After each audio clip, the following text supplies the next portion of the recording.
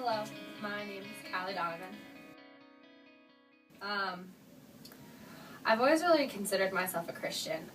I always grew up in a Christian home with parents that were involved with the church, but looking back, when I see myself, the reason that I called myself a Christian was for the title of it, not because I had a relationship with God.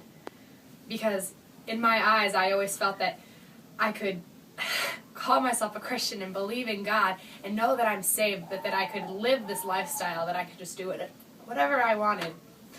And, at first it was, what I wanted was to go to church and to be around people that wanted to be there. And, the people that I hung out with, all my friends would go to church. After a while, that just wasn't what I wanted, and I knew that God still loved me and that whatever I did, that God was going to forgive me for, because, what else did I have to lose? So when I got into high school, it became more of a priority in my life to go to parties and to try to fit in as much as possible. And by my junior year in high school, I had completely stopped going to church in general. I got into the lifestyle that I would hang out with whoever I wanted to, and as long as somebody was talking about me and somebody knew my name, that I was happy. And every weekend I was at a party, and I looked at myself as I was life of the party. I would drink as much as I possibly could, and just that was how I was happy, though. And my junior year, I thought I had it all. Homecoming came around, and I was voted junior class princess, and I just, at that point I was at a high, and I thought that my life was just so great. But in February of my junior year in high school, everything kind of started to change. I didn't feel happy with what was going on in my life anymore. It wasn't satisfying. The things that I had weren't making me happy. I didn't want to be that person anymore, and I didn't really know what to do. I didn't know where to turn, and I was just so confused at that point that, it was close to spring break, and I went to Arizona to stay with my cousin, because, my thoughts were, maybe if I get into a new place, in a new situation, maybe I'll start to feel better. I went to Arizona to visit my cousin, expecting that I could go down there and party with her, that her and I drinking together with a different group of people, maybe that would make it okay. But when I got there, it was not what I expected at all. My cousin shows up at the airport to pick me up, and she's talking to me about this relationship that she had with God. How, this guy that I've always known my whole life, who's always been a part of my life, but never a big part in my life, it was her life. I got to see firsthand what it was like to be around people who love God, to be around a church who is always with God. The people that my cousin hangs out with are people who go to Bible study on Friday nights. They don't have to go to a party to be happy. They hang out with each other, and they don't have to worry about being judged, because they have so much faith, and they are so close within each other because they are all of God. And it was just such an eye-opener to me that, God was opening my eyes. I was so wrapped up in sin. I loved the drinking, and I gave in to lust and temptations all the time, and I look back on them, and it makes me laugh, because God lets you do whatever you need to at the time, but He's always going to catch you when you're ready. He's a gentleman. He's not just going to take you and make you give up all the things that you want, because that's not how it works. You need to want Him. And when I finally got to the point of where I wanted a relationship with Christ, that I actually wanted to have something with Him, I came back to Colorado, and when I told my friends that I didn't want to party anymore, and that I wasn't going to live that lifestyle with them, at first they thought it was a joke. And as I began to get more serious and seriously involved with it, they, in a way, they disowned me. My prom date told me he didn't want to take me to prom anymore, and that hurt. I'm a girl. My heart kind of broke a little bit there. But I had a God who loved me more than any guy possibly could.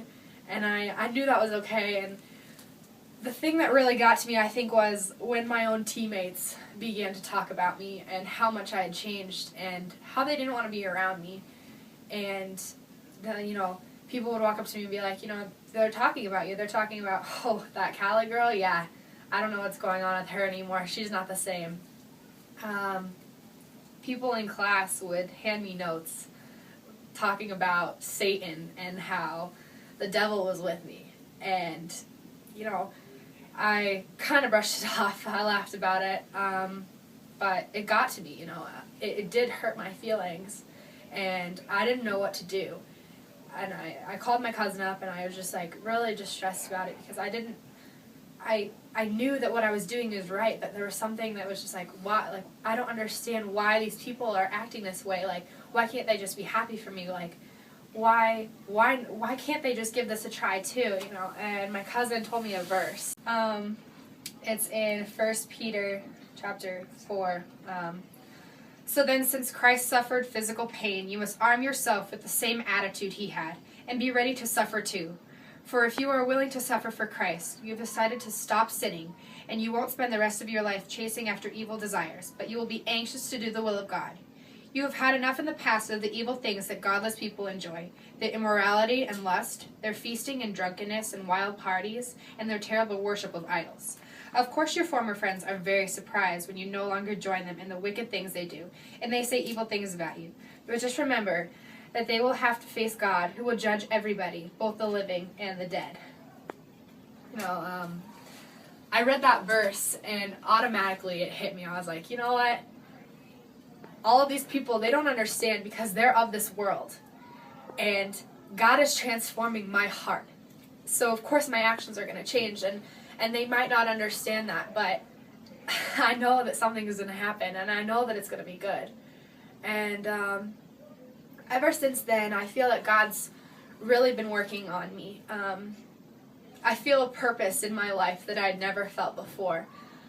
One that I can't really even explain. Something that's so powerful inside me that I feel God's going to use me. God's going to use me to make a huge difference. And God's already using me in that sense. I've tried to step up within my youth group, and I've stepped up within other churches as well.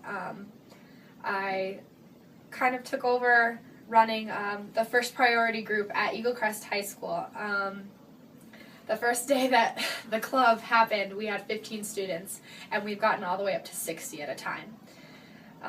It's a big deal, and there are still days where, even this last week, on this last Wednesday morning, that somebody walked up into the group, handed a note that had the sign of the devil on it, trying to bring us down. But that just shows, God's opening the heart of our school. He's getting the word out there, and it's amazing to see, And more recently, somebody who was a huge inspiration to me, as well as hundreds of other people, Sean Yoho, passed away.